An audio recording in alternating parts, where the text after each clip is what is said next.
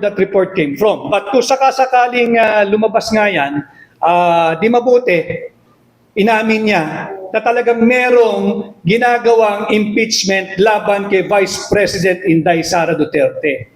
Hindi mabuti at inamin ni Bongbong Marcos na yung panawagan namin to protect and defend and uphold the Constitution, to protect and defend Vice President Inday Sara Duterte, and most especially, protect, defend, and uphold the mandate given to Vice President Inday Sara Duterte by the 32 million Filipinos ay totoo.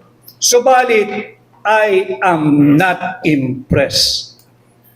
Dahil kung talagang gusto mong tumino at tumahimik ng ating bansa, patigilin mo yung pinsan mo at yung mga aliado mo sa panggigipit sa mga Duterte. Kay Pangulong Duterte